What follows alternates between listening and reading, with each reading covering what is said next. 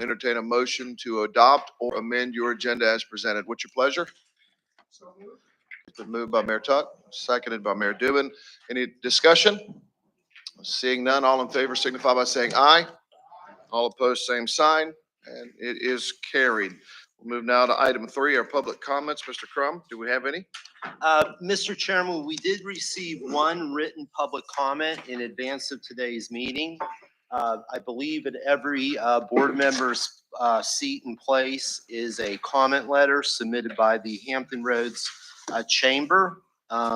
It's relative to an item that will be considered later on in today's meeting under regional legislative agenda. You can see the wording of the letter. It expresses the chamber's support of the proposal to create a primary and secondary road fund. Mr. Chairman, that is the only comment that we received in advance of today's meeting. I would ask if anybody else would like to address the HRTPO board from the audience today. Seeing none, Mr. Chairman, back to you, sir. We'll close the public comment period. We thank the chamber for their letter and for their comments. It's always appreciated.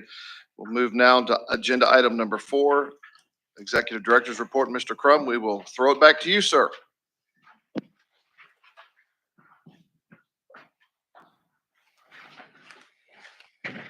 Thank you, Mr. Chairman. I'm going to come up to the front today because today we have a little bit of a celebration to do. I think that everybody is aware that Sheila Wilson, our Chief Financial Officer, is retiring, and this will be her last HRTPO board meeting, and later on today, her last HRPDC meeting. Sheila, don't raise the roof too much there, you know. But Mr. Chairman, with your approval and patience, I would just like to say a few words. Sheila, as you all know, has just been an incredible public employee working on your behalf for the last 23 years. She came to us, William, from Hampton Roads Transit back in 2001. She has progressed upwards through our organization at the TPO and PDC. And in 2018, I made a decision that is one of the ones I'm most proud of at our organization. I made the decision to promote Sheila Wilson to be our Chief Financial Officer. And what she's done over those years, I'd like to pause a second and just remind everyone that she oversees finances for this TPO board and all of the transportation dollars that flow through this region. She oversees finances for the HRPDC and the variety of projects that flow through the HRPDC. She works with Kevin Page at HRTPO and all the monies that have been moved to our incredible array of transportation projects. She provides staff support to the Rick Dyer and the Hampton Roads Military and Federal Facilities Alliance, and even provides staff support and financial overview for our regional broadband authority. And you all know, if you live in Southampton County or out in Isle of Wight County, that we're building a middle mile, last mile network that the PDC achieved funding for. They did audits of all the VADI projects across the Commonwealth. We were the only PDC that had a completely clean audit. She has produced for those 5 organizations clean audits for 8 to 9 consecutive years with no findings.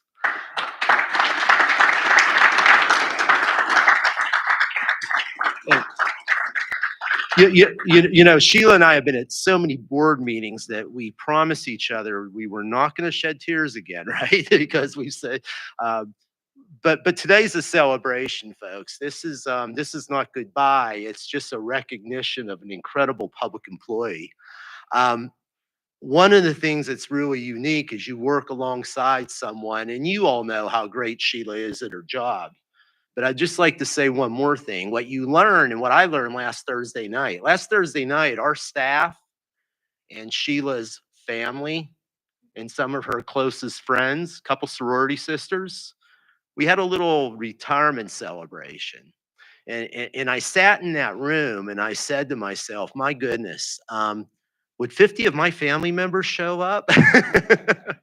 50 of Sheila's family members showed up. And then probably another 20 additional friends in addition to the staff. And I sat there all evening listening to what everybody had to say about Sheila. And what I learned is what we already knew. Sheila's not only a great public employee, she is just an unbelievable person. So with that, Mr. Chairman, Sheila, I'd like to ask you to come on up here a second. I would propose that the HRTPO board consider passing a resolution today, and I'm just going to read you the two statements. But be it resolved that Sheila Wilson is recognized by the HRTPO board for her decades of service, her invaluable contributions to the Hampton Roads community, and has presented this resolution as a token of the HRPDC and HRTPO board and staffs and appreciation and gratitude for her hard work.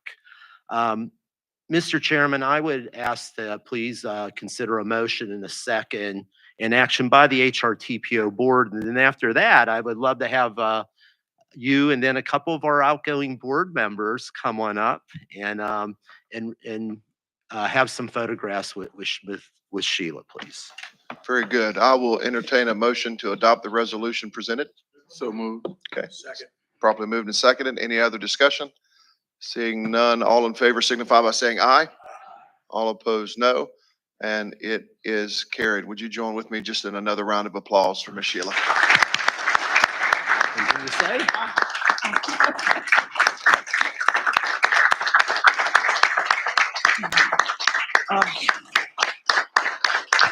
Thank you. Of course, you know I don't really want to say anything because I'm so emotional. You see, I have my big box of tissue over there. But it's really been a pleasure working here for the last 23 years. When I left HRT, I thought coming here was going to be a piece of cake because it's such a small organization. But when I got here, I learned so many things, and there's so many moving parts in this organization that you really have to stay on top of your game. But I also want to thank my staff because they have really helped me to succeed in my position over this last 6 years as CFO. And thank y'all. Thank you for everything. I don't want to cry too much more. Thank you, Paul. All right, Sheila, we're going to keep you up here for a few photographs, which, by the way, when you came in, you saw some pictures we have scrolling, and it's sort of a journey through Sheila's life over the last 20 years. But first off, I'm going to hand this over to Sheila that's signed by our two chairs. I'd also like to recognize some of our outgoing HRTPO board members, and I thought it would be great if they are present. Some will be present, some won't be, to come on up, and with the chair, we're going to do a little photo with Sheila. So outgoing board members from the city of Franklin, Mayor Bobby Hutchins. From the city of Hampton, Mayor Donnie Tuck. Also outgoing member will be the HRTPO Vice Chair from the city of Poquoson, Mayor Gordon Helsel. And from the city of Portsmouth, Council Member and Vice Mayor Lisa Lucas Burke. If you could all come on up, and what we're going to do is for each of you, we have a little token of our appreciation. Let's come on Hold over on here. to it. We'll go this way. Yeah, come on over here. I'm sorry. Mayor, a little something for you, and thank you so much for everything. And if you wouldn't mind just posing for Matt, we'll be able to.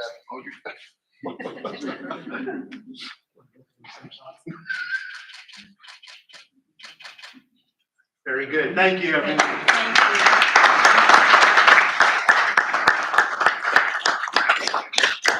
Okay, so my apologies. Wow, I leaned in too far there. We had some goodbyes, but we also have some exciting hellos.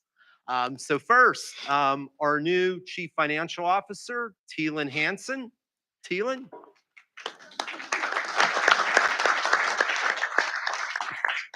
So Teelan comes to us with a long-standing career in local public government. She has worked in public finance for the city of Norfolk. She spent 9 years with the city of Suffolk. as their chief financial person. And we were fortunate to hire her away from Old Dominion University. So some people from ODU will not be happy with me, but this is exceptional news to the PDC and the TPO. Sheila's been working with Teelan over about the last month. We've had a great transition. They're reading each other's minds already. I don't know what that means for me. I might be in trouble, Teelan. But no, we are super excited. So Sheila, thank you for all your work to support Teelan. And Teelan, welcome. We are so excited to work with you moving forward. And then in addition, I want to introduce you to Teresa Johnson. Teresa? Oh, I'm sorry. Go ahead, stand on up.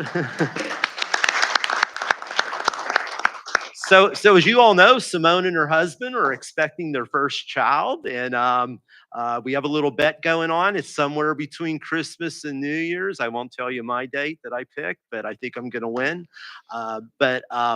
We're really excited. Teresa is come on board as a temporary administrative assistant for us. She has significant experience, not only in admin, but in human resources. So Teresa already feels like part of the family. So really excited to have Teresa join us.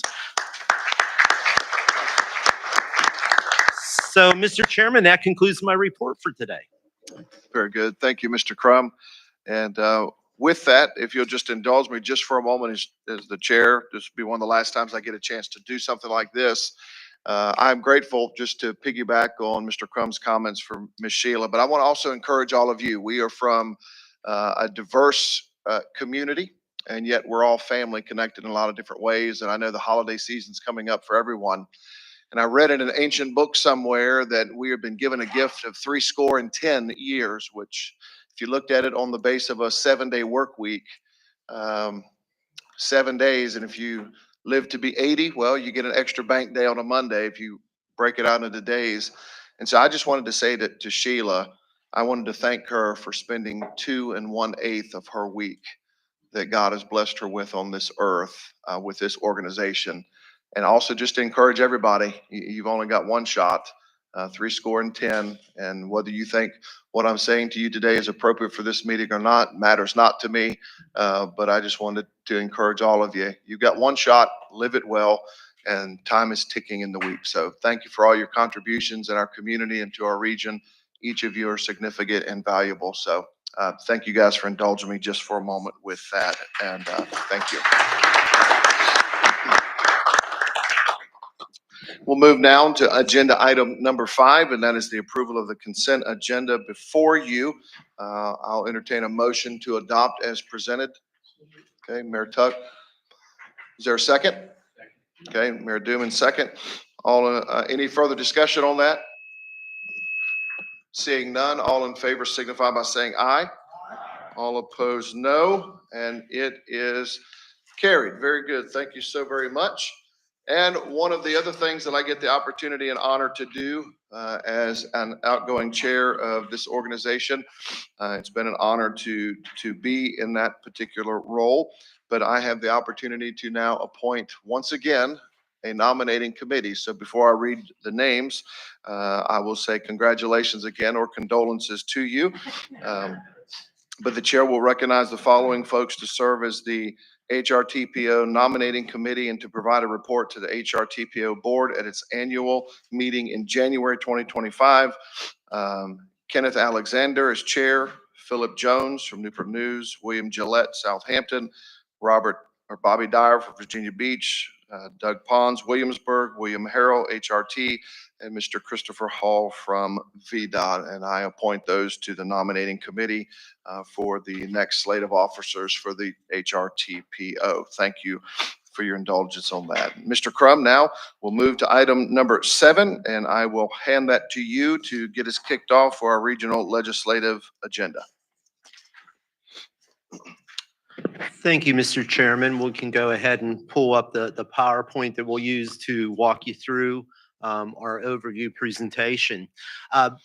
Mr. Chairman, HRTPO board members, I'm pleased to be before you today to present for the HRTPO board's consideration a list of potential transportation legislative items that have been recommended to you by your regional legislative committee.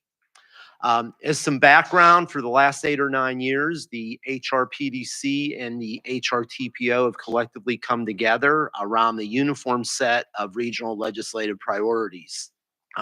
These are priority statements that we make to inform our Virginia General Assembly members, to inform our federal delegation on what are the items, what are the issues that are important to us as a Hampton Roads region that they can go to work on our behalf on and move the needle on at both the General Assembly level, but also in Congress and working at the federal level. What I'll present to you today has been through a pretty extensive review at a number of public meetings, ranging from your chief administrative officers to your community advisory committee, to your freight transportation advisory committee, to your regional transit advisory panel, to a couple of meetings of your regional legislative committee, et cetera. Your regional, let's see. Looks like I'm gonna need to ask you to advance there, Marquet. All right, so this is your regional legislative committee. Your regional legislative committee consists of the chairs of both the HRPDC and the HRTPO.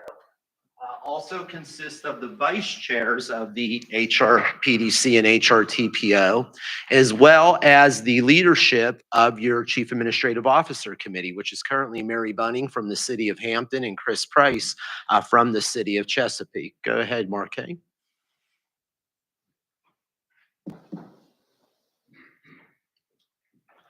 So your partner organization, your companion board, the HRPDC, approved its regional legislative priorities at their October 17 meeting. And as you can see at the HRPDC, it's a pretty diverse set of regional legislative statements, from things like increased flooding for planning district commissions to flood prevention to offshore wind and workforce development and protecting local land use authority, Jefferson Lab, et cetera. So a pretty comprehensive and diverse list of priorities. On to the next slide, please.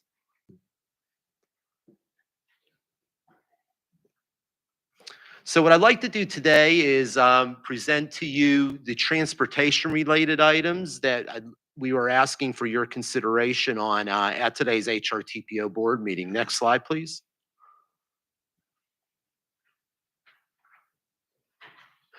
So the first is funding for biking and walking trails in the Hampton Roads region. And as a sort of a precursor to these legislative items. Thank you. I thought this was a really important slide to take a look at. When we ask through a scientifically based survey, young people in our community, what are the factors that they rank as most important when they are looking at where to reside, what they're looking for in a community?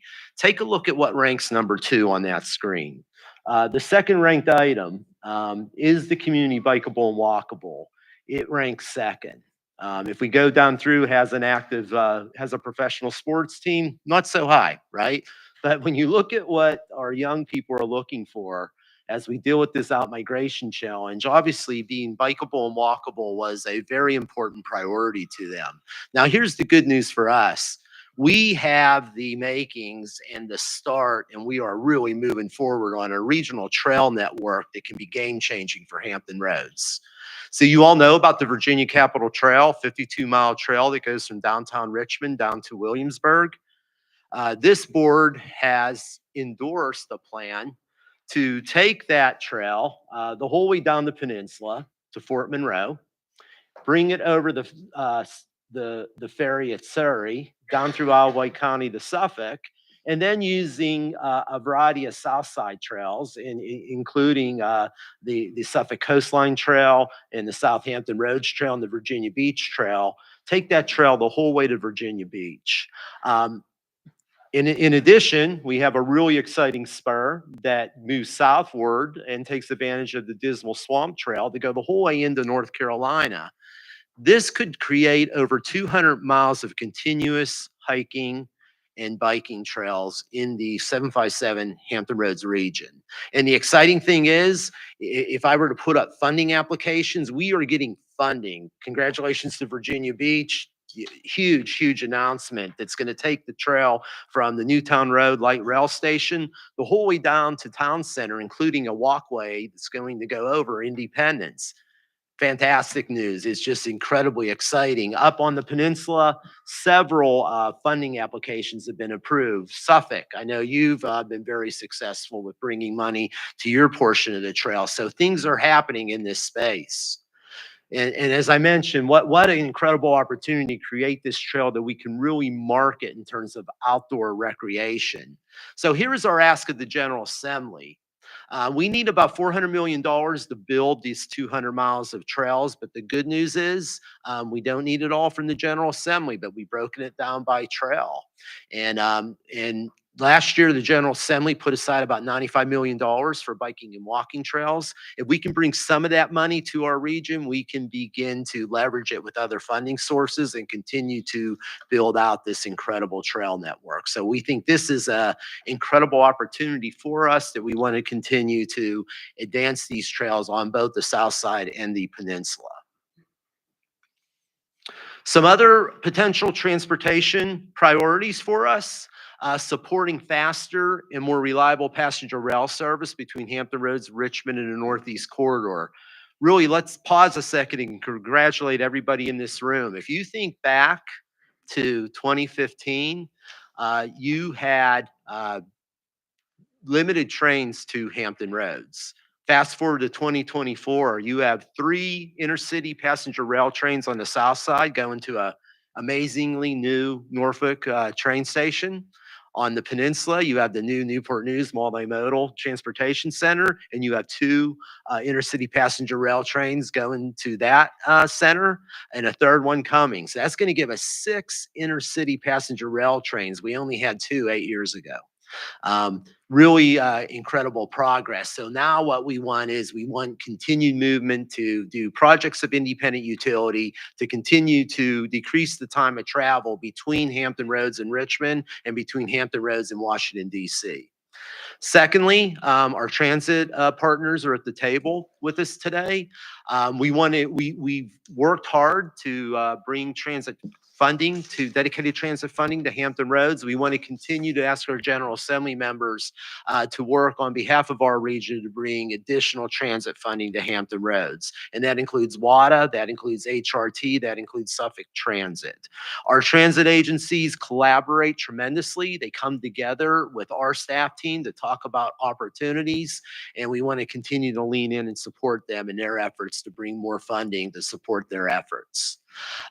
The General Assembly, led by, of course, Senator Lucas, tremendous efforts to mitigate the toll impacts at the downtown and midtown tunnel, particularly with low-income toll relief. We would like to see that continue to be expanded. And Mayor Glover, I know that continues and remains a high priority on your radar. Mayor Tuck, thank you for your regional leadership, because the task force you created really, I think, has been influential in this regard, and we want to continue those efforts. Your chief administrative officers, as we discussed the legislative agenda, said, new construction is important, but let's not forget about adequate funding for transportation maintenance and repair. And suggested that be an important item on our regional legislative statements as we move forward. And then, Mr. Chairman, finally, in an item I expect some discussion about today, we have received a lot of interest, and your regional legislative committee has forwarded to you today a recommendation that you discuss the idea of creating a primary and secondary road fund. Mr. Chairman, we have my partner here, colleague Kevin Page, who I know is prepared to talk about this a bit. I will set the table a little bit for the conversation, and then, Mr. Chairman, with your permission, we'll ask Mr. Page to come and add additional detail. So, as you all know, we've made incredible progress here in Hampton Roads over an 8-year period. Through HRTPO and with the permission of the General Assembly, we created a Hampton Roads Transportation Fund. Hampton Roads Transportation Fund consists of an additional regional gas tax in Hampton Roads, and it consists of an additional sales and use tax in Hampton Roads that collectively generates around 240 million a year of monies, depending on the year, that goes to HRTAC. And the projects that are identified and prioritized by this board, the TPO, are handed over to HRTAC, and they use that money to wrap finance plans around them to move those projects to construction. What has resulted is perhaps the largest interstate highway construction program in the country right here in Hampton Roads. And as you all know, all three phases of the I-64 Peninsula, the approaches to HRBT on both sides of the water, the new HRBT facility itself, the improvements to 264-64 interchange, the upgrade of the high-rise bridge and the reconstruction of the entire I-64 South Side with the entire express lanes network is your local regional money at work. The idea that's been discussed is the current sales and use tax is 7/10 of a penny.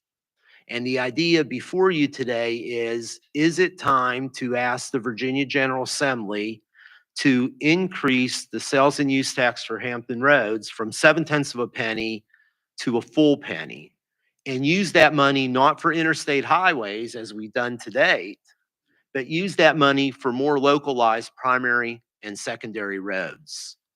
So those primary and secondary roads would be identified by the HRTPO. You've heard Dale Stith talk about our long-range transportation plan, and you're familiar with our prioritization process. The item coming up on the screen is not part of our presentation, so would be used. So the projects would be identified by the TPO using our prioritization tool, but just as we handed over the interstate projects to HRTAC for financing and implementation, we could do the same thing with primary and secondary roads. What might those be? Candidate projects could include things like Route 17. They could include things like the James River Bridge crossing. They could include things like Jefferson up on the peninsula, or the connecting roads to the Fort Eustis interchange.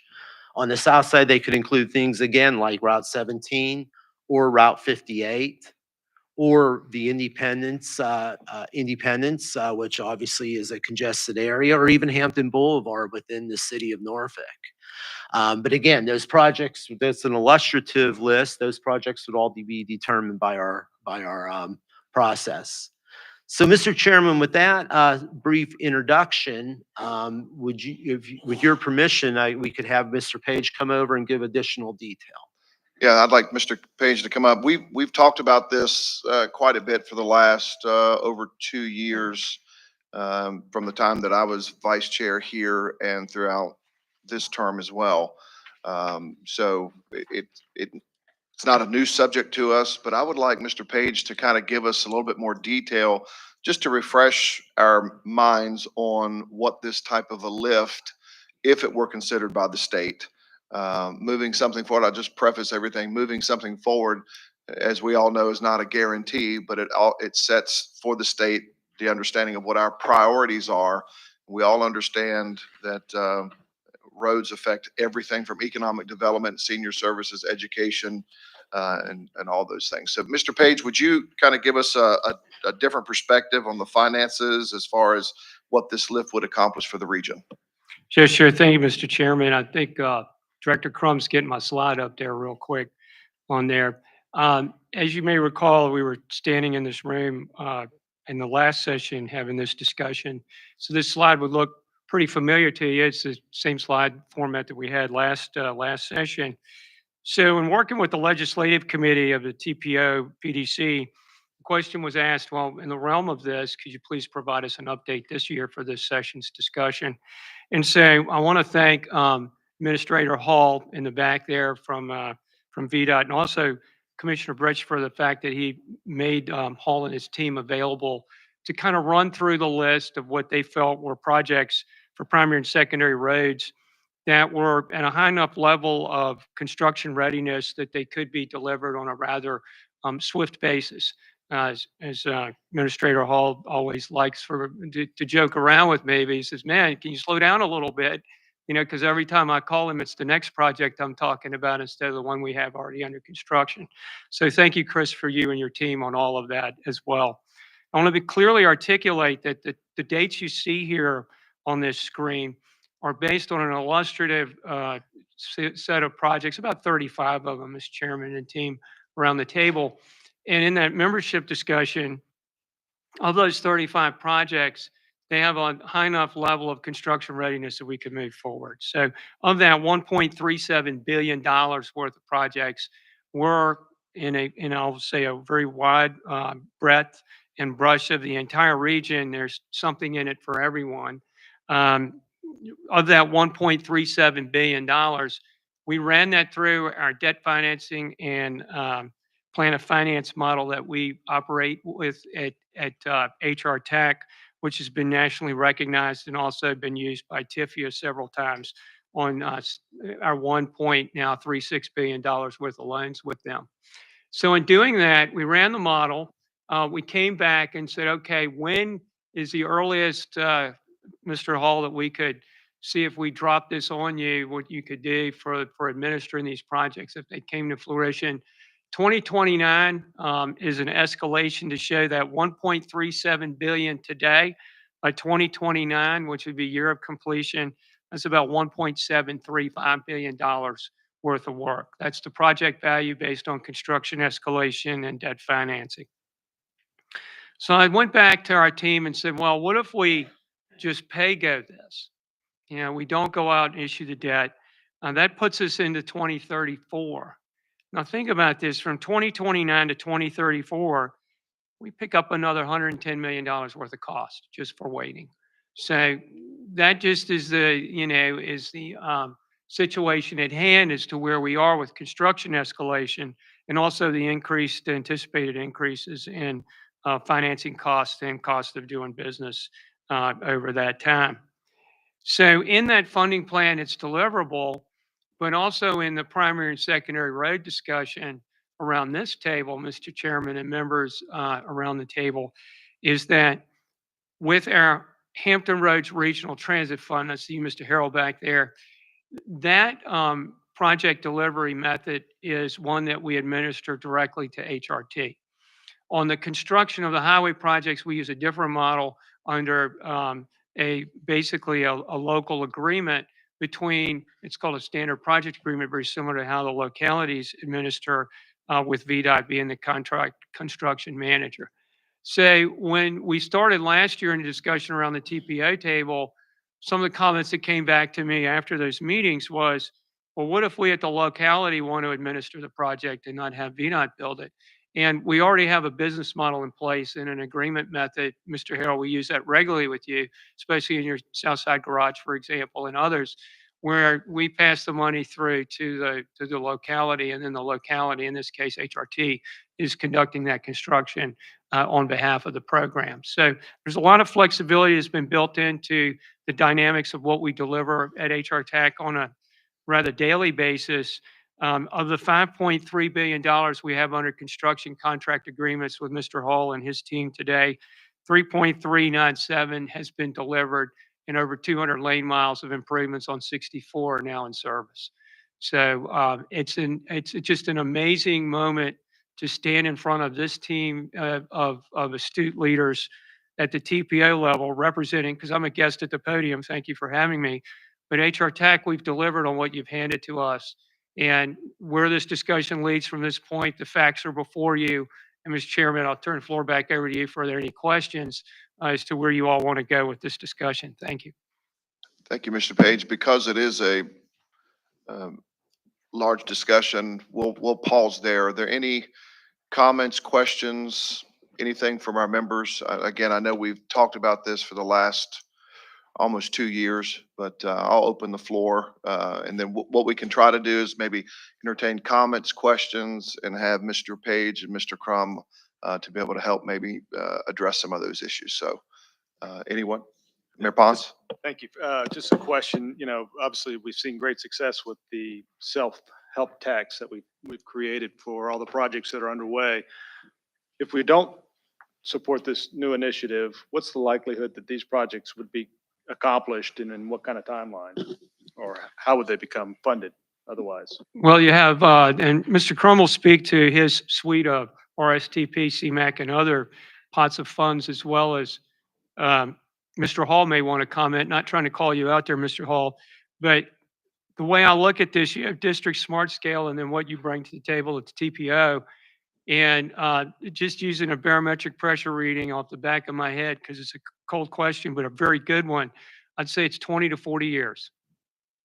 And likewise would have occurred at HRTAC if the HRTF was not available. There were some of the projects we're completing today that may not be achieved in our lifetime.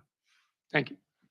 So 20 to 40 years, okay, if something like this isn't, and the time frame that this plan could potentially bring for the same projects is what, how many years did you outline? 2029 or 2034, depending on the debt profile. Okay, all right. Does that answer? Yeah, okay. Mayor Alexander? Thank you. Thank you very much. Thank you, Kevin, and thank you, Bob, for the presentation. I think we all agree that the projects are needed and necessary, and that we need funding for primary and secondary roads in Hampton Roads. However, I think we're missing a process. The process is that it's highly unlikely in 2025, when the entire General Assembly House members are up for a re-election, that they will impose a tax increase. Having spent a few years in both chambers, House and Senate, raising taxes in an election year just doesn't happen. I think that we should certainly put forth legislation to establish a fund and list the projects. However, asking members to raise taxes in 2025 is dead on arrival. It's just not going to happen. But the work needs to be done. The fund needs to be established. The projects needs to be listed. I think we should start there. I don't know how much socialization we have done with General Assembly members, especially those on the money committees, but I think we have to start somewhere. Secondly, I think that there are competing funds. For example, some members of the General Assembly have asked to consider a stormwater fund for projects in areas that flood. Also, school construction, a fund has been established, but of course, still, there's not a dedicated revenue source for that. The Regional Sports Authority, and the list goes on and on and on. But to my point, raising taxes, this is what this is. This is advocating to raise taxes. In this environment, it's just not going to happen. So just a little note to the wise, let's do the work. Let's ask for the fund to be established. But until we take a vote in our chambers, in our town chambers, our county chambers, and our city chambers, and a resolution to raise taxes, it's just not going to happen. It's not even going to be considered. State on arrival. All right, thank you, Mayor Alexander. I will point out, and your points are well taken, and I think it grants us a little bit of wisdom to utilize. If I'll piggyback some of the wisdom you just gave to this committee and utilize it for us today, that you know how difficult it is to get something done at the state level. And I appreciate that. That is why, as you well understand, we have to begin conversations quite early to even get consideration. I don't believe anyone has ever mentioned that this is going to be something that the state legislature picks up and runs with at the side of it. However, it does provide for our state legislators the level of seriousness for the condition of our region. And I think it would be short-sighted for any of us as local elected leaders to not emphasize the importance. I'll give you, for instance, if I may, we began the conversation about the need for school construction funds. We've been talking about that. This will be year number 4, and Republicans thought it was a good idea. Then Democrats said no. Then Democrats thought it was a good idea, and Republicans said no. Then everybody thought it was a great idea, and the governor said no. And I think my point to that is, but we started the conversation. I think, I don't know of any other decision that this TPO has ever made, including the bridge and tunnel projects that we're connected to with HRTAC, that we've ever actually gone back to our local boards and asked them to give some legislative direction. That's never happened since I've been on this. So I think to apply that rule would be a little bit short-sighted, from my opinion, but I do take to heart your wisdom telling us that because it is so difficult, I think my point on that would be we have to start the conversation now. So I appreciate the interaction. Other, Mayor Duman? Thank you, Mr. Chairman. First of all, I want to start off, I appreciate Mayor Alexander's comments and also respect his experience. I think the city of Suffolk fully supports the creation of a primary secondary road fund. I don't know how it is in the other localities, but I've just been through an election, and the number one concern is traffic and congestion. Yes, schools are on the list, everything's else on the list, but traffic and congestion resonated as loudly as it possibly could. And when we travel Hampton roads, I don't think this is an issue that's unique to our city. We've experienced maybe significantly more in the last 5 or 6 years because of our unprecedented growth, because of the increased commerce from the Port of Virginia, going down the 58 corridor, the 460 corridor, and 17 in particular. The thought that we would be able to have funds to address 17 and 58, which 58 being a regional issue, is one of the 3 freight corridors out of Hampton roads, plus the fact that it doubles as an evacuation route in the event of a catastrophe where we have to start moving west.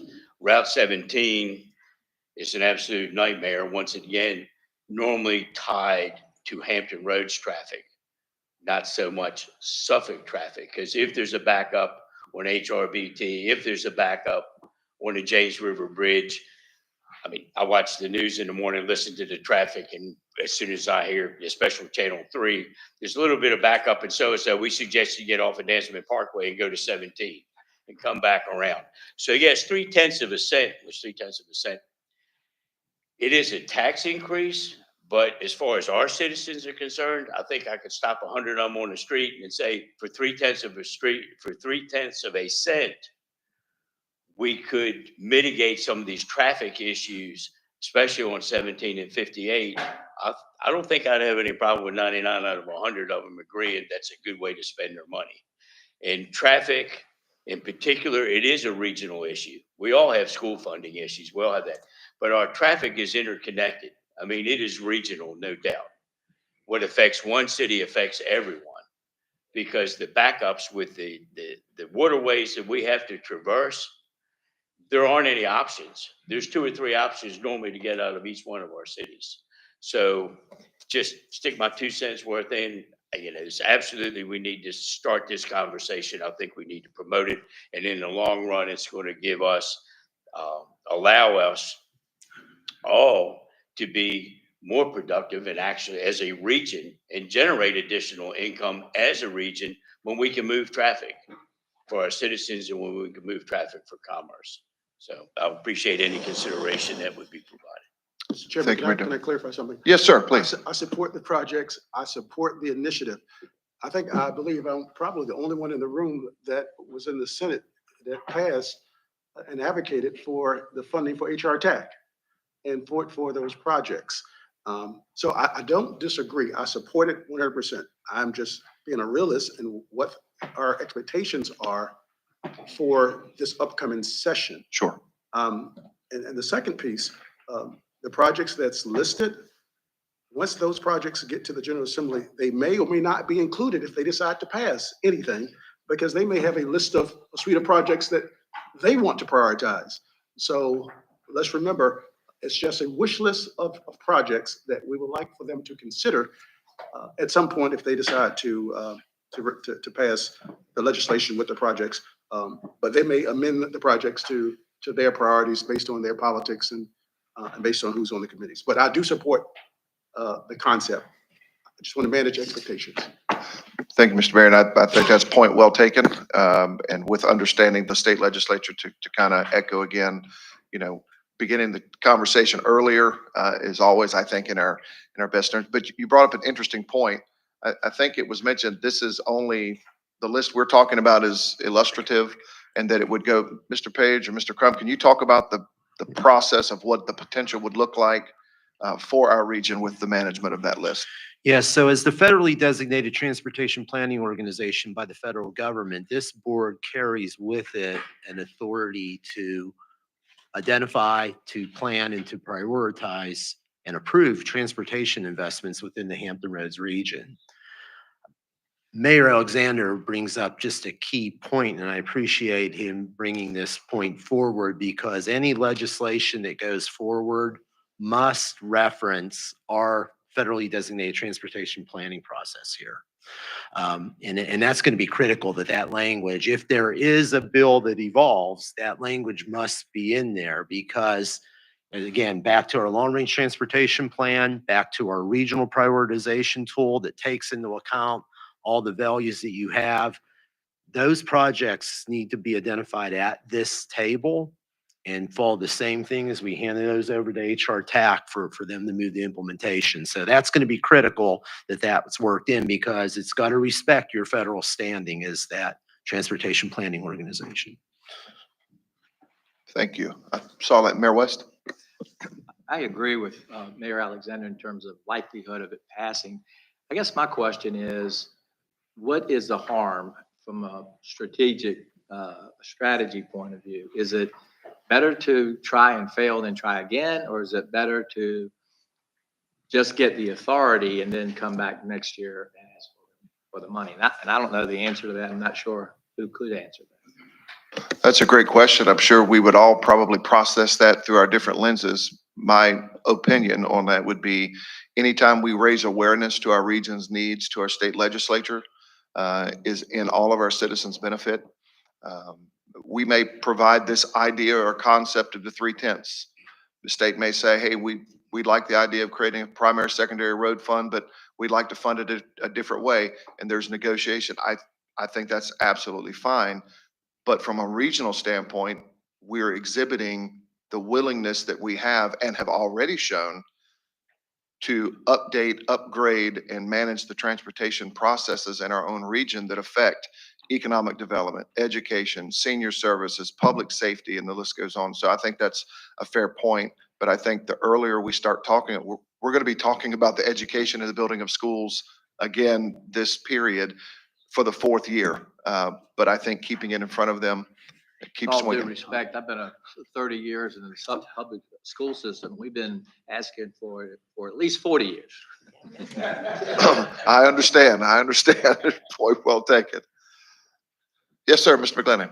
Yes, thank you, Mr. Chairman. Mr. Chairman, I had the opportunity to attend a panel that you spoke on at the Virginia Association of Counties recently, and heard one of our colleagues from another part of the state talk about how they had very severe transportation problems that needed to be addressed, but only could be addressed by OPM, other people's money. I think what we recognize is that if there is going to be a solution to many of these problems, it is going to come through our own willingness to take on the responsibility to deal with these issues. And so I think the concept is a great one. I also want to say that I do agree with Mayor Alexander that this is going to be a tough time to ask any kind of actual funding to occur in the coming year. But I know that there are going to be other issues that relate to some of the same issues. I think transit, for instance, is facing a very serious problem in the potential of significant shortfalls from previous funding levels. It's probably going to be the case that we're going to have to deal significantly with the issues of funding in Northern Virginia and the Washington metropolitan area. I'm not optimistic about the chances of solving the problem in this coming session, but I think it's probably a good idea to get the issue on the table to make sure that we have some discussion, and that we've sort of signaled that this should be part of a long-term solution to transportation issues, much as we did a few years back.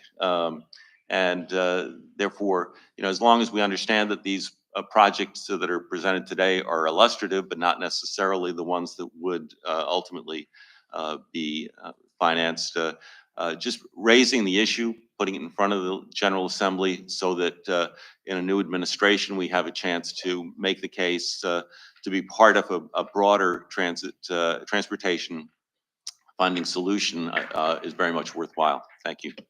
Thank you, sir. Mayor Tuck? Yep, Mr. Chairman, I guess three things. One, and I fully understand Mayor Alexander's perspective on it. He was there in 2013, I think, when I guess the legislation that created HRTPO was passed. And I can remember former State Senator Cosgrove being here in this body and saying that one of the last things he thought he'd ever do would be to vote for a tax increase. I could also remember Transportation Secretary Shep Miller, when he was a member of Commonwealth Transportation Board, talking about what would have happened if we'd gone for that full penny and all the different things we could do. But one thing that comes to mind really is that, as I look around the table, I ask myself, what's in it for Gloucester? What's in it for Southampton County? What's in it for Franklin? What's in it for Smithfield? What's in it for Southern Suffolk? And I say that because most of the projects we're doing have to do with congestion relief and primarily with the interstate. And yet they're here. And I think their citizens also tax this percentage of sales tax as well as the wholesale gasoline tax. And so what's in it for them? What do we tell them? Why are they here? Why do they come? Why do they participate if there's not something for them? And so the idea of putting this before the General Assembly, no guarantees that it will pass, but every year in Virginia is an election year. And 2013 was an election year and it passed. And I just can't believe, or maybe I'm being naive, that this is not worthy of consideration if we're talking about doing it to ourselves. And I went dumpster diving this morning. And so you see my Coke, all right? This is my Coke that I bought on the way in this morning, and it cost me a medium for $2.45 now, my dumpster. This came out of my little trash bag in my truck. And this is what I bought in Hampton the other day, actually on Tuesday, and it was a large. This is a medium for $2.45. This was a large for $2.26. So perhaps I was not economically sound in using my judgment of buying the Coke here instead of buying it over there. But it comes down to personally, you were talking about pennies, really pennies. And I know we talk about tax increase, but people will spend money on the things that they value. And this is something I think as a region we value. We're talking about not just for economic development. We're talking about being able to move conveniently from one area of our cities, perhaps to another. We're talking about bridges. We talked about the Hampton Bridge Tunnel, the spans extending or going past their lifetime of 50 years. And that was a big conversation around here about how we're going to fund the construction of new spans. And so there's that aspect. We all have bridges that are probably failing that we've got to repair. Do we all have it in our budgets to take care of it? What about roads that flood when just exceptional rain? Doesn't have to necessarily be a major rain event or storm event, but what about those? I mean, how do we take care of that if it falls on us within our locality to compete against some other locality that has a better project? So I think it does not hurt to ask in this case. And so I would support at least making the ask. Thank you, Mayor Tuck. Other questions or comments on the subjects before you? Yes, sir. Good morning, everyone. I want to bring you comments today from the Freight Transportation Advisory Committee, which is made up of private citizens here in Hampton Roads. We had a long discussion about the issues surrounding adding additional local taxes, and the entire group was unanimous in being opposed to additional local taxes. They see real estate taxes are going up substantially, far in excess of what inflation rates are. They see personal property tax rates and values going up significantly. They feel the pressure. They see that we've added and done a great job with the 0.7 cents, but they are not in any way encouraged to say, let's make what is a state funding issue an additional local funding issue. At least that's the unanimous view of the committee. We're very much concerned about adding additional lanes and then simply adding a lot more high density development general feeling that we are too dense. A recent trip to Chicago and to Dallas, there's far more vacant land and available land in those highly developed areas than there is in our communities, which makes no sense.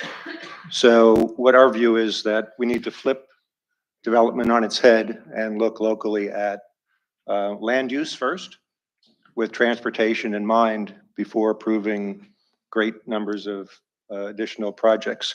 Yes, the economic development is important, but as someone who grew up in New York and really did not enjoy all of the congestion and the misery that that brings along with it, I would say that we should be very careful about wishing for great amounts of economic development and still instead be very careful in how we plan our growth so that we won't wind up looking like New York, which is not a very pleasant place to visit. Then in addition, I'd point out that there was a lot of commentary about just with all the construction that we've been doing here, there's been an excess of demand over what the construction companies can actually provide. Basic economics is going to tell you that if the demand exceeds the supply, construction costs will go up. And everybody felt that there was a need to carefully weigh the balance there and give maybe, until you can say no to a project and the contractors feel that there is no longer a completely open checkbook, the costs will continue to rise significantly.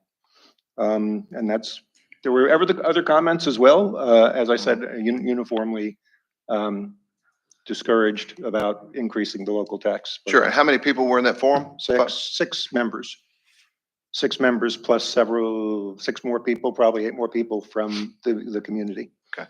I don't want to muddy the discussion. Development and local land use is a local issue for councils and things. But this Absolutely. primary, secondary road not just addresses, in my mind, we've got a lot of roads in disrepair that have nothing to do with developmental issues. And what I have found, especially in the town halls and things that we use, it's all about giving the right information and citizens understanding how it works. Oftentimes we can kind of get stuck on a developmental model, which plays to people's emotions, and I get it, but I appreciate the comments. Others, any other comments? Chair. Yes, sir. I apologize for being late. I'm up to here with the Hampton Roads Bridge Tunnel. It is a total disaster today. I'd still be sitting down there. Anyway, the subject, tell me if I'm wrong, is at 0.3%, right? You're correct, sir. Favorite subject. I'm just going to tell you a story real quick. So we had a board meeting. The board of supervisors got together the other day, and we're doing our regular meeting. And one of our delegates wanted to come and give us Chad Green as our delegate, and he used to be a supervisor in York County. So he came to give us an update on what's going on in the legislature, this past legislature. And one of the 2 things he brought up that really caught my attention. One, he says this was the largest junior class, or whatever they call them, freshman class, of delegates that they've seen in Virginia since the Reconstruction. Okay. I asked him about, I said, what are the problems that we experience here is that many of our delegates that go up there have no local government experience. And Mayor Alexander can probably vouch for that because he's heard a lot of this too. But I asked him how many did in this new class. And the answer was about 4 or 5 had local government experience. So we're dealing with folks that don't have a lot of, may not have heard details, okay, and about these roads. Now, one of the things that really got my attention, the other thing that got my attention was that as he talked about the things that they had seen, he goes, I really appreciate everything, the comments and the feedback we have gotten. He says, Tom, and he just did this to everybody on TV and everything else. He says, that 0.3%, could take care of our roads. I mean, here's one of our delegates stepping up to make this comment because he knows, and the delegates only last about 2 years before the other end of the candle starts burning. And the point is that this is a very conservative, but engaged delegate, was wanting to talk about the 0.3% to solve the many road problems that our citizens actually experience. Not the 64 and the 664 and the high-rise bridge and all that, which everybody's felt that. And the way we got that done is because we muscled our way through by getting the, whatever you want to call the crescent, to raise hell about the buildings. I mean, get us the money to let us do our own thing. So it's there. And his comment was, you know, Tom, no one would even feel that. It's such a small little bit of money. 0.3%. It's such a small little bit of money that no one's going to feel that. But what they will continue to feel is the bumps in the roads, the crap that they got to go, the breaking of the cars and stuff like that. So whatever we got to do, we need to have the courage to step up. We know what it takes. We've experienced this. We've experienced this for that 2013 law. It gave us the right to collect our own money. About 96% of our money pays for this. Not the state, even though they want to claim as part of their budget. But the point is, we step up and have the courage to go up there and say, look, you know, if you're not going to fix the damn roads, give us an opportunity to fix the roads ourselves. Thank you very much, and I appreciate your attention. Thank you, Mr. Shepherd. Okay, Bob, Mr. Page, any other? Mr. Chair. Yes, Thank you. yes, ma'am. I appreciate the comments going forward. Let me offer correction with my colleague, Chad Green. We do have the largest number of freshmen who entered the General Assembly. However, a lot more of them did serve in local government.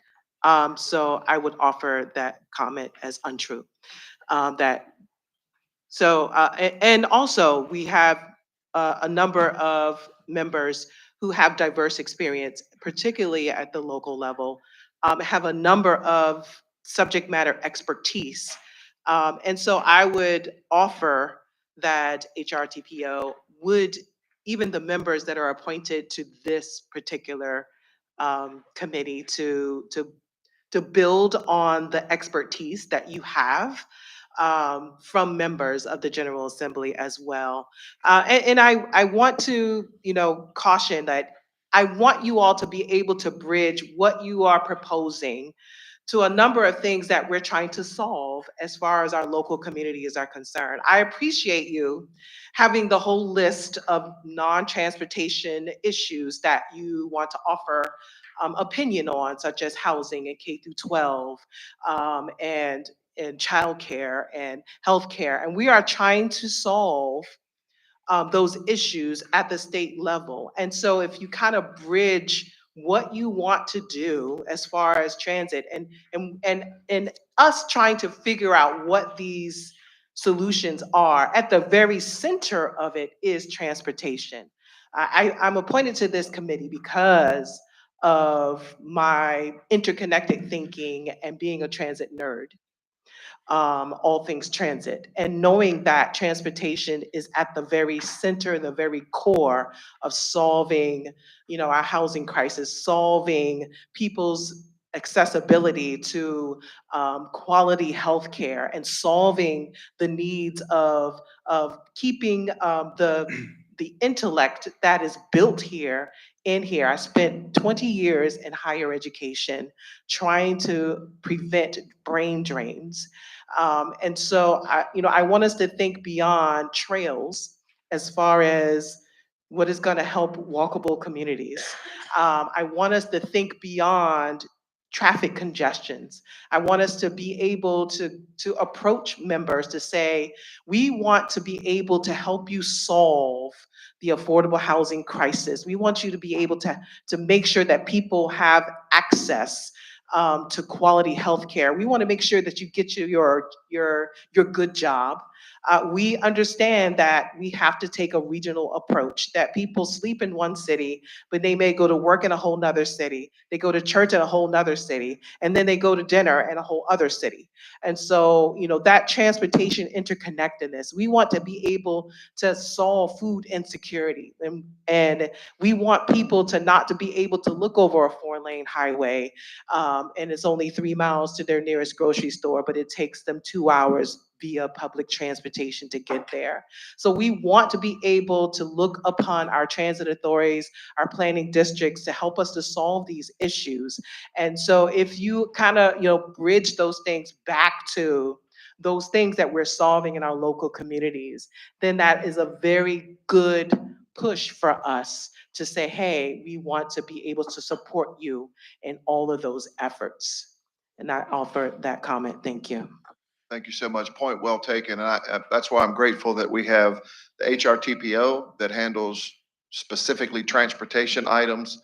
And then we have the Hampton Roads Planning District Commission that handles all the other bridged items that she was speaking about that are connected to the region. So I'm grateful for our conversation about transportation items at this level. Mr. Page, Mr. Crum, any follow-up comments before I move the meeting forward? I believe you have one more. I didn't see a light on, sir. You got to get my attention. Sometimes I'm looking around and, nope, one more time. There you go. Test. Okay, we're on. Thank you, Mr. Chair. Unfortunately, our council representative was unable to participate this morning due to a family emergency. And based on our discussions, I simply wanted to act as his voice during this discussion. And he would have been prepared to express his concerns about the impact of the regional sales tax increase on the citizens in our community. And I'm sorry he's not here to engage in discussion and debate, but I'm simply expressing our representative's interest in his position in this discussion this morning. Thank you. Thank you, sir. Mr. Chair. Yes, sir. Thank you. Just as a procedural matter, I don't believe there's a motion on the floor yet. Is that correct? That is correct. It's simply Thank you. I was conversation. prepared to ask that Mayor Alexander make a substitute motion, but in the framing of the motion, I might ask that the TPO consider moving to request legislation, creating a primary and secondary road fund, and provide our delegation with a list of those projects that have been outlined, and that to direct the TPO staff to delete any reference to any tax increase in the TPO's legislative agenda. I was prepared to offer that as a substitute motion or ask that a voting member do so.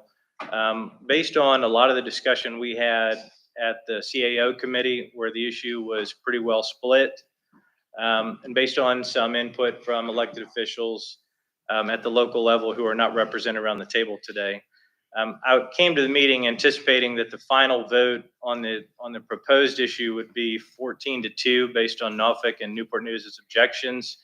And I would imagine that the General Assembly would look at that with somewhat of a jaundiced perspective. If there's a potential to have a motion framed in the way that I've just read, there may be some potential to have it with unanimous support around the table. So I'd offer that for some consideration.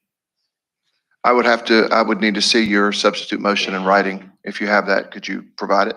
As I don't believe I'm able to make that motion, I'm not a voting member, so I was offering that up for discussion in the instance that a voting member wanted to make it. Thank you. Okay. Other discussion, since that's not a. What does it give us? I mean, I don't quite understand. They don't want to understand. Mr. Chairman, if I could ask a question. Yes, sir. What does your motion do for us? Thank you, Mr. Shepherd. You indicated you may have come in late. I don't know if you caught Mayor Alexander's discussion on what he was suggesting, that we present the issue as the creation of a fund, prioritize that that's important to the region, and ask the General Assembly to do so. Accompany that with a list of the projects we've identified as priorities, but not request an increase in the sales tax by the 0.3 cents. That's specifically what we're offering. Where are you getting the money from? Again, as we've talked about, there's any number of funding sources, either at the local, regional, or state level that we could identify, but the primary purpose would be to outline for the General Assembly that it's an important issue, there's unmet needs, and that there is a need to identify funding. Otherwise, if you're asking all of the voting members to support an increase in the sales tax by 0.3 cents, You've heard from the Newport News administrator that his council's not in favor. You've heard from Mayor Alexander the unlikeliness of it and the cause for our hesitancy. So is this just to start a motion to move it? I mean, is that, was it what we're doing? Mr. Chairman, may I Yes, please. again, I support the projects. I support the projects. I support establishing the fund. I support the concept. Can you pull that closer Yeah. to you think? If it's highly unlikely that the legislation with the tax increase reference is going to get it's going to just be dead on arrival. But if we can get the vehicle, the concept with the projects, the legislation established a fund, we have a chance of then building a program that may include funding from the General Assembly, which may include taxes at some point, but at least establish the fund, identify the projects. We have not socialized this properly with the members of the General Assembly. From my conversations with persons who are in leadership, as it's packaged today is dead on arrival. And then it's not even going to get a full consideration. So That makes sense, considering how long it took us to get the 2013 bill passed. Yeah. And you had to do, and we went to the Supreme Court and lost it once. So what you're proposing makes a lot of sense. I'll make the motion if it, everybody knows how emotional I am with that. I'll make the motion. I second Mr. Shepherd's motion. Well, the chair doesn't recognize a motion at this time. Mayor Dubin? Thank you, Mr. Chairman. Based on the comments, I also agree with Mayor Alexander. It'll give us the opportunity, and I'm not sure that you're not going to get the same question as where's the funding going to come from. But I think the likelihood of just going with the request to create a fund for that specific purpose and a list of projects will give us an opportunity to get a yes before we might get a no. Kind of like selling a car. You need to get as many yeses as you can before you get a no. So in this particular case, this would probably be more palatable going forward and you get some support. So that first step would be taken, and then depending on the response, then we can go after the 0.3 or whatever it is. So I also support the motion. All right, thank you, Mayor Dubin. Mr. Pisani?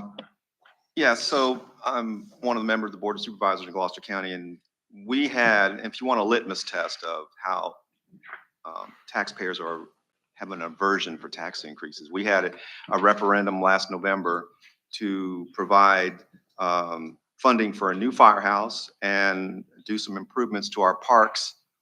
Was it a 2 cent? 2 cents. It was a 2 cent real estate tax increase to pay for these things.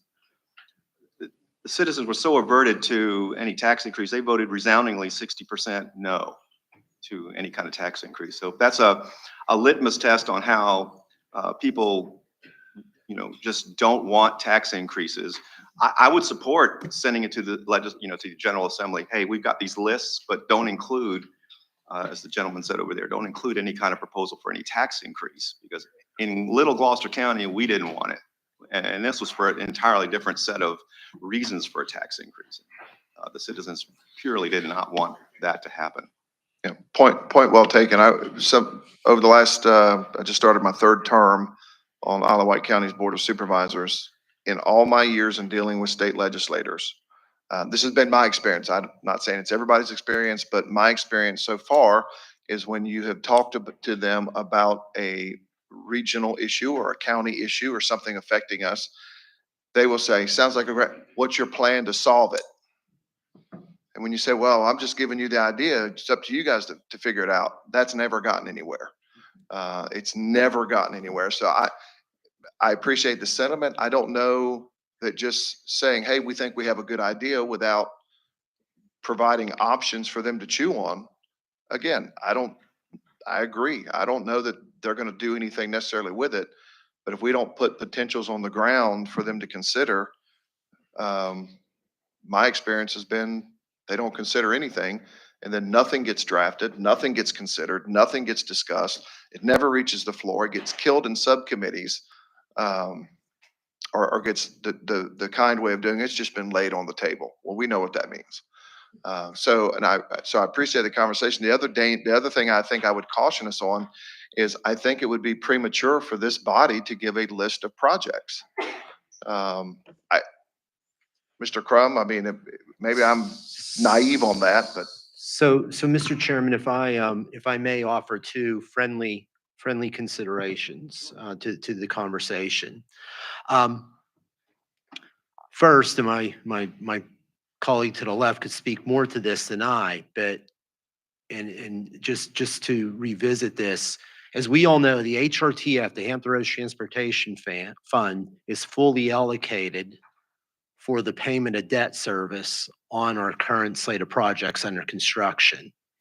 So if we do go in with this statement, we would want to make it very clear that as the General Assembly looks for sources of that money, it is not from the HRTF, it's in addition to the HRTF. And I know we all would agree with that, but I would want to make it clear that that not get lost in Richmond. Second item would be, and I think Mayor Alexander brought up a great point on this about local conversation. We have a list of projects from VDOT that are shovel ready, but when it comes down to what projects each individual locality might move to the top of that list, we have a little bit of work to do there yet. Dell, with her long range plan, the great news is that our long range plan and our prioritization tool, it will be complete with that ranking. And that's based on all the projects you've given us. We will have those projects scored, and then we can sit here and have you take back to your local governments discussion on, you know, what are your top one or two you'd want considered for this fund. So to keep everybody together, I might suggest, Mr. Chairman, I agree with you. I would suggest not sending a list of projects, but say that we stand ready through the HRTPO and with the input of all of our local governments to prioritize and provide you a list at that point, sir. Thank you. very good. I appreciate the thoughts there. So what would be your, Mayor Duman, I'm sorry. Yeah, just one more comment. We talked about going with the request to create a fund projects, maybe no projects, but without pursuing the 0.3%. So without asking for anything specific. On the flip side of that, can we present possible funding alternatives, of which one of those would be the 0.3%? So we're not asking for anything specifically, but we're also kind of planting the seed that that could be an option rather than to wait. In other words, we feel like these could be funding options, 1, 2, 3, 4, 5, 6, of which the 0.3 is included in there. So it wouldn't be a fresh idea, and we could see what the reaction is accordingly. And that would be presented as just one of a myriad of options rather than this is what we're looking for. Just a thought. And that kind of puts it out there to the chairman's point that it's something to think about, but we're not necessarily requesting that at this time. Just like to offer it up along with these other options. Give potential suggestions to at least get the dialogue started. Is that okay? Mayor Tuck? Oh, I'm sorry. Randy? Thanks, sir. I'll be brief on the first point because you made it and Bob reinforced it, but I don't think we have a priority list yet that has been blessed by this group. So their sample project list was just that, intended to show the types of projects.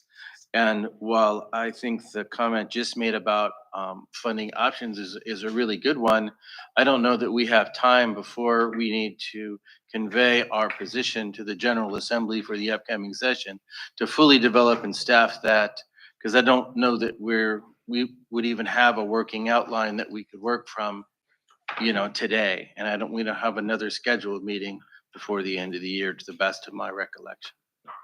Thank you. Thank you. Yeah, Mayor Potts. So I appreciate all the conversation. Appreciate all the conversation, and maybe I'm a novice at politics, and certainly am at the General Assembly.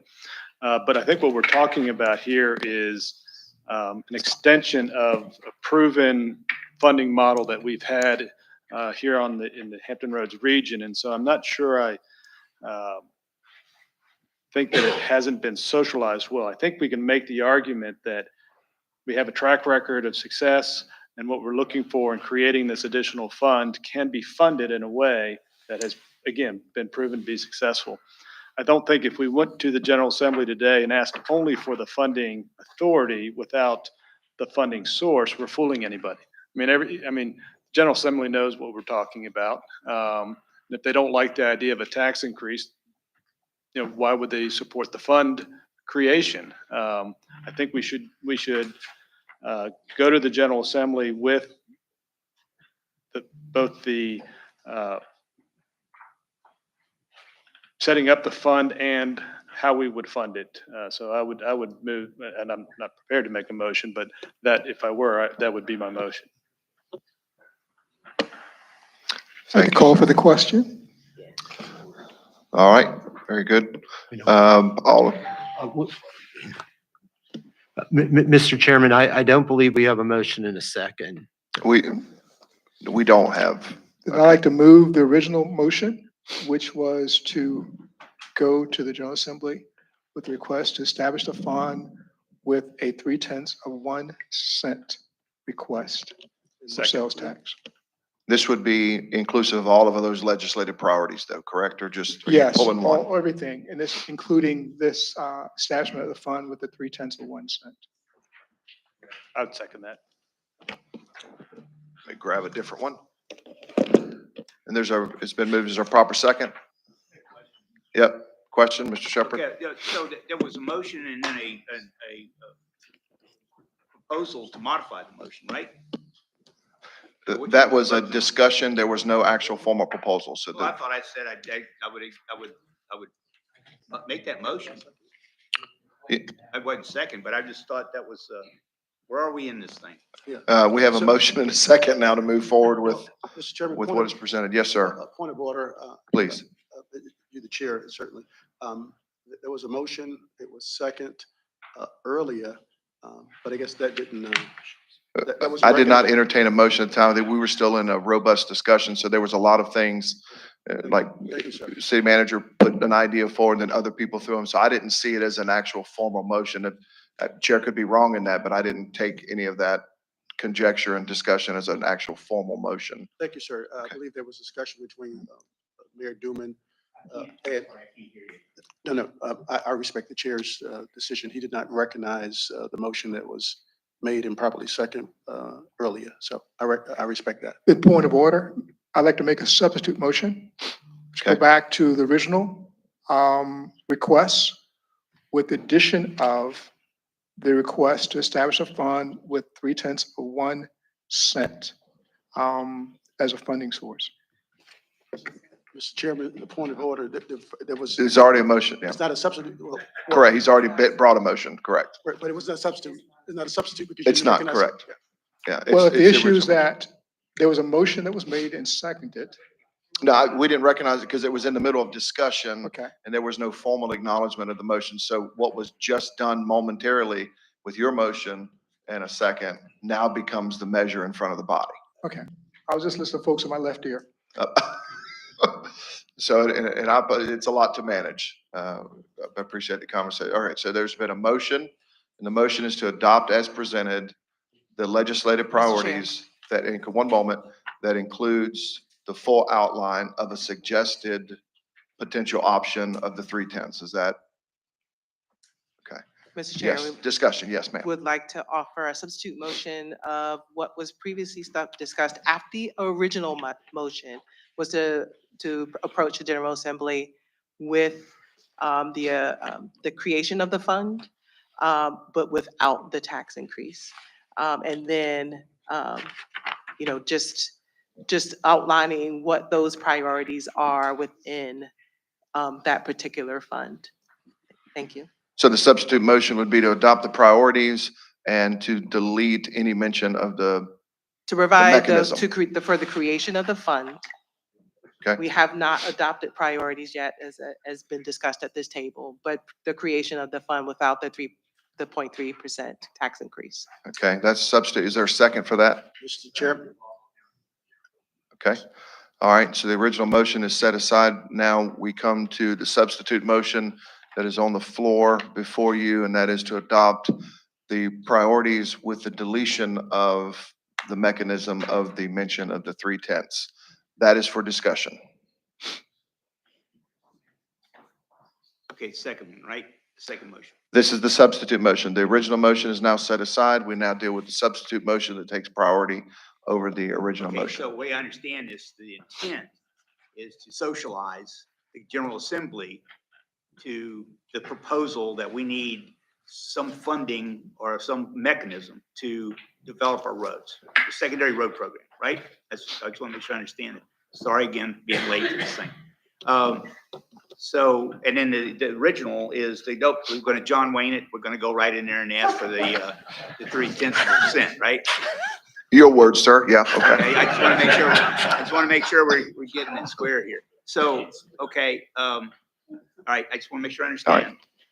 All right, so the motion before you is to adopt the legislative priorities outlining the establishment of the primary secondary road fund without mentioning the mechanism of the 0.3% solution. That is the motion that is in front of you. Mayor Duman. Kind of going back and forth on this one. I didn't see his light. I could support that motion if we provide methods of funding.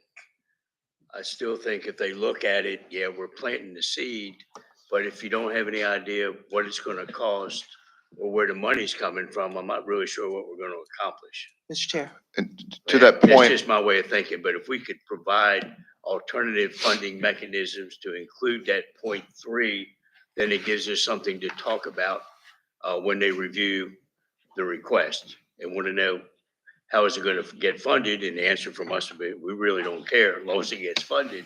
But these are some options that could be considered, of which one is the 0.3%. I would support that. In hindsight, I don't think I could support just sending it up there because I'm not really sure what we're going to get back. Other than, yeah, there's some great projects here. We don't know how we're going to fund it. Yeah, I'm sure there would be a socialization component, and I'm sure the state, based on this conversation, is going to know what our thoughts are. Mr. Yes, Chair, ma'am. just want to offer some thoughts. I appreciate Mayor Duman's approach. Also, you could start the fund with some direct appropriation, for the fund. So the establishment of the fund, and if you want to ask for direct appropriation to get things started. And then if you decide that you want to offer the alternative mechanisms, to consider. That would be appropriate, but socialize it with the General Assembly is appropriate for sure. Thank you. Mayor Pons? Question of process, if the substitute motion fails, does the first motion automatically pass? No, sir. The original motion comes back to the body for consideration if it were to fail. Mayor Alexander, I saw the light.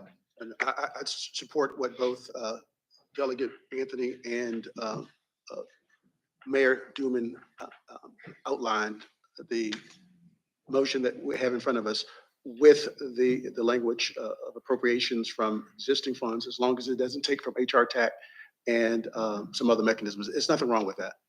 Okay. All right, substitute motion is in front of you. Is there no, Mayor Dyer? Yeah, I would support Mayor Duman's and the delegates and Kenny's recommendation. Basically, I think we have to confront reality that this is not going to see the light of day. I don't see it getting out of committee, if I'm correct, Kenny. But the thing is, we got to get it out in front. And then once again, we could understand that this is maybe a multi-year process that has gone on so many times with so many other things. But I think this is the path that we should take right now. And to that point, the socialization aspect of this, it was discussed in previous meetings that staff was not supposed to discuss things of this nature with the state legislature until this body took any kind of formal action. This would now basically uncuff that for the further discussion of options, plans, et cetera, for the state legislature. All right, so you have the substitute motion before you. No other discussion. I will call for the vote. All in favor of the substitute motion to adopt the legislative priorities without the specific language of the 3/10 to move forward. The chair's in the middle of the vote. I cannot entertain any further comment at this time. All in favor of the substitute motion signify by saying aye. Aye. All opposed, no. No. Sir, abstain. Abstained? Okay. Abstention, Port of Virginia. So, Mr. Chairman, if I may, we do operate on a weighted vote structure. If you would have the option and staff is prepared that we could do a quick roll call vote. Mr. Mahaley, I think, is prepared to call that up. Yes, sir. If you'll call the roll for the vote, please. Is that correct? Uh, I this, think Mayor Alexander was in agreement with that and Mayor Dyer. Clark, you're good with that, Mayor? Yeah, with what Okay, the just- delegate, Mike, Mr. Chairman. Just trying to get a little and clarity. Mayor, Okay. staff can. Okay, can perfect. Socialize it and. They can socialize and provide options. Perfect. All right, we're clear. Please call the vote. Mayor West, Yes.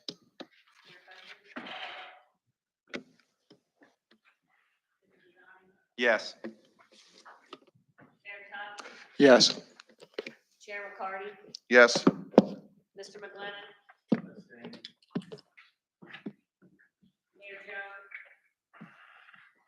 Mayor Alexander, Yes. Mr. Cox, Yes. Mayor Glover, Yes. Mr. Gillette, Mayor Newman, Yes. Mayor Dyer, Yes. Mayor Pond, Mr. Shepherd, Yes. Senator Locke, Senator Gray, Delegate Anthony, Yes. Delegate Ward, Mr. Harrell, Yes. Mr. Scalia, Yes. Mr. Hall, Abstain. Mr. Crockett, Abstain. Ms. Nelson.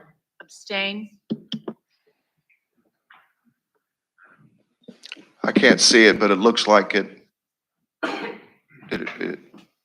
Mr. Mahaley, do we have a passing vote? It's a passing vote. The substitute motion passes. Congratulations on that work. The other motion now simply falls. All right, ladies and gentlemen, thank you. I know that was a lot of discussion.